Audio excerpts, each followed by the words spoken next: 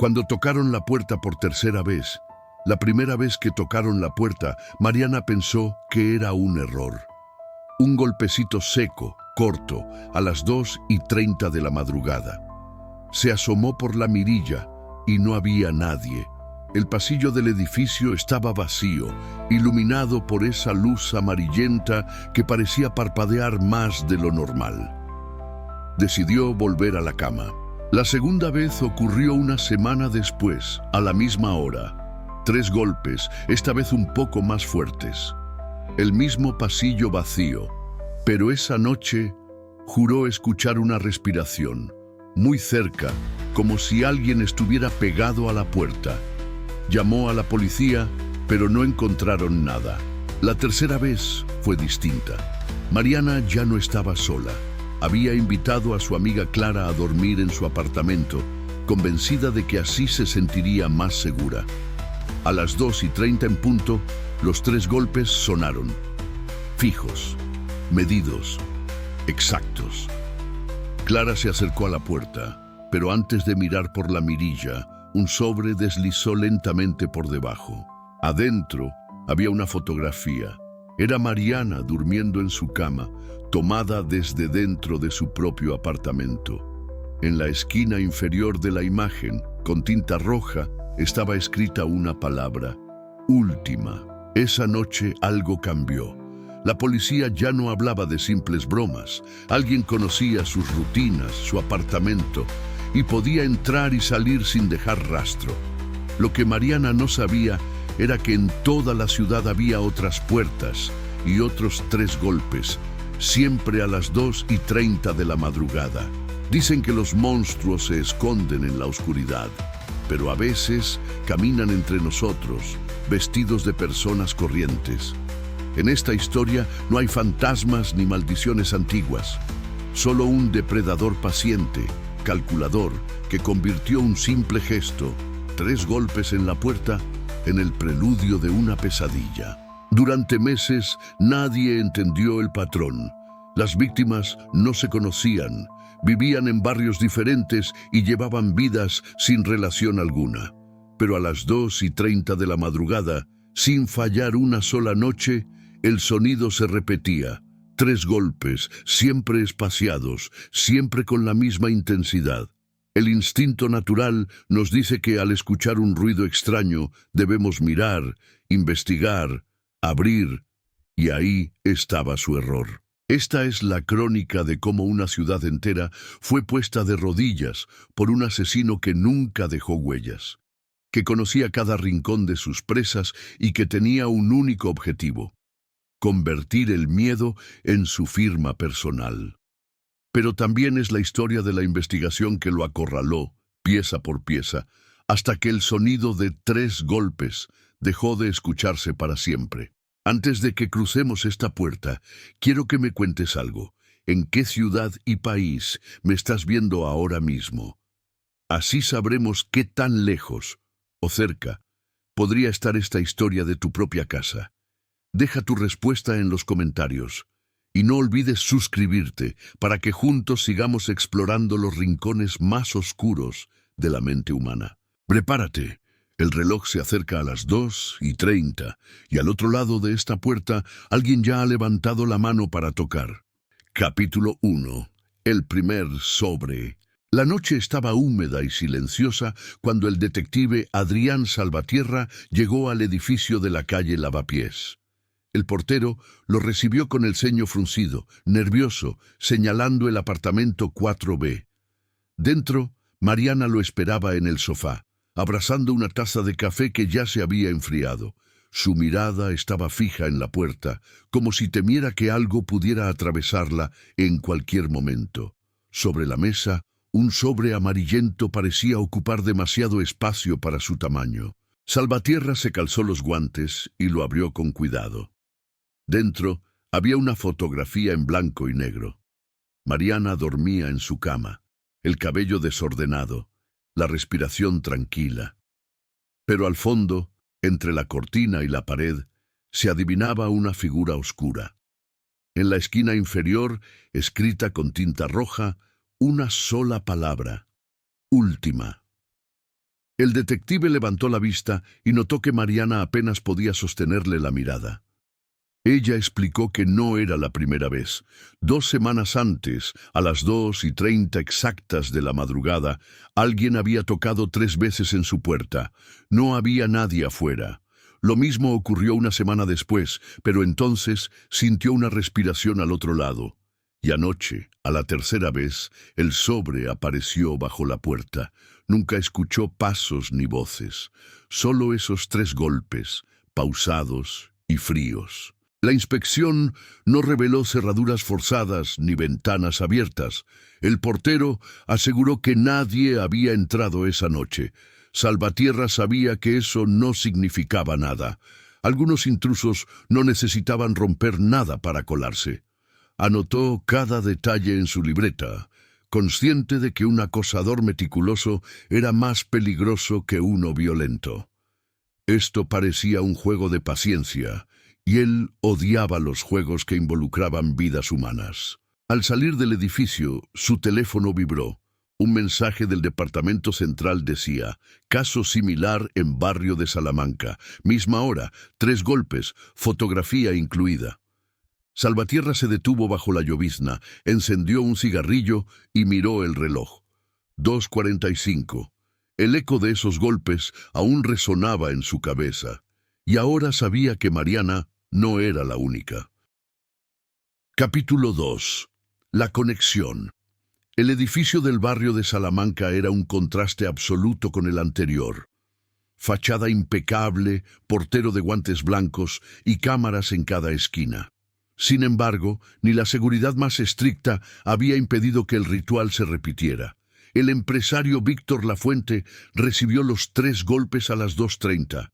Abrió la puerta y solo encontró un sobre bajo el umbral. Dentro, una fotografía suya durmiendo. Y en la esquina, la palabra próxima. Salvatierra sostuvo la imagen bajo la luz, notando que el ángulo desde el que fue tomada no podía lograrse desde la calle. El intruso había estado dentro del apartamento. Víctor aseguraba que todo estaba intacto. Ventanas cerradas, cerraduras perfectas, nada robado. Lo inquietante no era solo la foto, sino la facilidad con la que alguien había entrado y salido sin dejar rastro. Revisando los sobres de ambos casos, el detective detectó un olor tenue, pero inconfundible, mezcla de madera vieja y aceite de máquina, como si hubieran estado guardados en un taller antiguo. No era una pista definitiva, pero sí un hilo del que tirar. Ordenó que ambos sobres fueran enviados al laboratorio forense, buscando cualquier traza de polvo, fibra o huella que el agresor pudiera haber dejado. Mientras tomaba declaraciones, el móvil de Salvatierra vibró. El inspector jefe, con voz grave, le informó de un tercer caso, esta vez en Chamberí. Misma hora, mismos 3 golpes. Pero había un matiz preocupante. La víctima, una anciana de 82 años, había abierto la puerta y no respondía al teléfono desde entonces. Salvatierra sintió que el pulso se le aceleraba. Esto ya no era un simple juego psicológico. El patrón estaba escalando y el riesgo de que hubiera una primera víctima mortal era inminente. Guardó sus notas, miró a Víctor a los ojos y dijo: «No abra la puerta, no importa lo que escuche». Luego salió apresuradamente con la certeza de que esa noche podría encontrarse cara a cara con quien llamaba 3 veces. Capítulo 3. La puerta abierta. El edificio de Chamberí estaba sumido en un silencio inquietante cuando Salvatierra llegó. El portero, un hombre mayor con las manos temblorosas, le indicó el apartamento 2C. La puerta estaba entreabierta, dejando ver un pasillo oscuro. Con la pistola en mano, el detective entró, sus pasos amortiguados por una alfombra cubierta de polvo. En el aire flotaba un leve olor a humedad y madera vieja, el mismo aroma que había percibido en los sobres. En el salón, una lámpara encendida iluminaba un sobre colocado cuidadosamente sobre la mesa. La anciana, Amelia Rivas, no estaba a la vista. Salvatierra lo abrió con cuidado. En la fotografía, ella aparecía sentada en ese mismo sillón, pero con los ojos cerrados, como dormida. En la esquina inferior, una nueva palabra: ahora. El significado era claro. El asesino había dado el siguiente paso. Recorrió cada habitación con cautela. En el dormitorio encontró la cama revuelta y la ventana entreabierta, pese a que el portero insistía en que nadie podía entrar desde el exterior. No había señales de violencia, pero en el alféizar había una huella parcial, casi borrada por el viento nocturno. Salvatierra la fotografió antes de que desapareciera por completo. De pronto, un leve golpeteo resonó en el pasillo. 3 golpes, exactos, medidos. El detective salió de inmediato, pero el corredor estaba vacío. Solo alcanzó a escuchar pasos apresurados bajando por la escalera de servicio. Corrió tras ellos, pero al llegar al callejón trasero, lo único que encontró fue una puerta metálica cerrada y el eco de la lluvia contra el suelo. De vuelta en el apartamento, pidió refuerzos y una ambulancia. Amelia fue encontrada en el sótano, atada pero ilesa, con una cinta en la boca. El asesino no había matado aún. Salvatierra sabía que aquello no era clemencia. Era un mensaje, un juego que el agresor quería prolongar, y él, más que nunca, estaba decidido a que el próximo sobre no llegara a ninguna puerta. Capítulo 4. La primera pista. De vuelta en la comisaría, Salvatierra revisaba los análisis forenses de los sobres. El laboratorio confirmó lo que ya había sospechado. Pequeñas fibras de un tipo de tela especial usada en uniformes de seguridad antiguos, mezcladas con polvo de madera y aceite. Cada detalle, por mínimo que pareciera, comenzaba a delinear un patrón. El asesino no solo planeaba sus ataques, también dejaba rastros casi imperceptibles para marcar su territorio. Mientras tanto, entrevistaba a los testigos de los 2 primeros casos. Mariana y Víctor describieron sombras, ruidos leves y la sensación de ser observados. Todo coincidía. No había señal de entrada forzada, ni cámaras captaron movimientos. Pero la combinación de huellas químicas y patrones de tiempo permitía a Salvatierra empezar a trazar un mapa de los posibles movimientos del agresor. Esa noche, revisando nuevamente los horarios, notó algo. Los 3 golpes siempre ocurrían entre las 2:28 y las 2:32, sin excepción. El asesino estaba obsesionado con la precisión, y eso significaba que cualquier desviación podría ser aprovechada para atraparlo.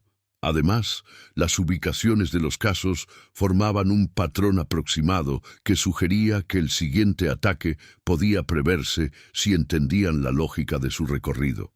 Con la ayuda del equipo de inteligencia, Salvatierra generó una lista de posibles objetivos siguiendo el patrón geográfico y horario. Uno de ellos era un edificio viejo en el centro, cerca de la estación de metro, con inquilinos que encajaban en el perfil. Jóvenes que vivían solos, rutina predecible y accesos poco vigilados. Era arriesgado, pero necesitaban preparar una trampa antes de que el asesino actuara de nuevo. Salvatierra sabía que la paciencia era crucial. Cada pista, cada mínima señal podía marcar la diferencia entre la captura y un nuevo sobre con otra palabra. Revisó las fotografías, las fibras y el olor a madera y aceite. Todo apuntaba a alguien meticuloso, con experiencia y calma envidiable. Pero él estaba listo. El próximo golpe, pensó, no solo anunciaría miedo, anunciaría el fin de la caza. Capítulo 5. El final del juego. Salvatierra y su equipo habían preparado la trampa. El apartamento elegido estaba vacío, pero equipado con cámaras ocultas y sensores de movimiento. Todos los detalles del próximo golpe habían sido calculados. La hora exacta, la disposición de los muebles y hasta la presión del timbre. Era arriesgado, pero no había otra opción. El asesino no podía continuar. A las 2:30 en punto se escucharon los 3 golpes precisos. La puerta parecía vibrar con cada toque, como si el tiempo mismo se detuviera. Salvatierra contuvo la respiración mientras observaba las cámaras. Nada, solo un leve movimiento en la esquina de la entrada. Luego, el sobre apareció, deslizándose bajo la puerta exactamente como en los casos anteriores. Pero esta vez había un cambio. Uno de los sensores detectó una sombra desplazándose hacia la ventana lateral. Salvatierra dio la orden. ¡Ahora! 2 policías entraron por los costados y uno más bloqueó la puerta principal. El hombre, sorprendido, intentó escapar, pero fue reducido en segundos. Su uniforme viejo estaba cubierto de polvo de madera y aceite. Las fibras coincidían con las encontradas en los sobres. Al revisar el apartamento, encontraron varias fotografías de otras posibles víctimas, cuadernos con horarios y mapas de la ciudad. Todo el ritual de los 3 golpes estaba meticulosamente documentado. El asesino, finalmente detenido, permanecía en silencio con una expresión fría y calculadora, como si supiera que su juego había terminado, pero sin arrepentimiento. Salvatierra respiró aliviado mientras esposaban al criminal. Las víctimas estaban a salvo, y la ciudad podía dormir tranquila, al menos por ahora. Los sobres ya no recorrerían más puertas, y los ecos de los 3 golpes quedarían solo en la memoria de quienes habían sobrevivido. La caza había terminado, y con ella el terror de las noches interrumpidas por la llamada de un asesino obsesivo. La ciudad recuperó su calma, pero los ecos de los 3 golpes seguían resonando en la mente de quienes los habían vivido. Mariana, Víctor y Amelia pudieron dormir nuevamente sin miedo, mientras Adrián Salvatierra revisaba los informes finales del caso. Cada sobre, cada fotografía y cada pista ahora formaban parte de un expediente cerrado, un juego que había terminado, pero que nadie olvidaría. El asesino estaba bajo custodia, enfrentando la justicia, que finalmente detuvo su obsesión. Las calles parecían más seguras, pero la sombra de su método recordaba a todos que la vulnerabilidad puede estar al alcance de la rutina. El detective sabía que no todos los monstruos son fantasmas. Algunos caminan entre nosotros, silenciosos, calculando cada movimiento, esperando el momento perfecto para tocar la puerta. Mientras Salvatierra dejaba atrás los edificios y regresaba a su despacho, sintió que el aire de la noche era más ligero. La caza había terminado, pero la memoria de aquellos 3 golpes sería imborrable. Cada puerta cerrada era ahora un recordatorio. La vigilancia, la paciencia y la justicia pueden triunfar, incluso frente a los miedos más meticulosamente planeados.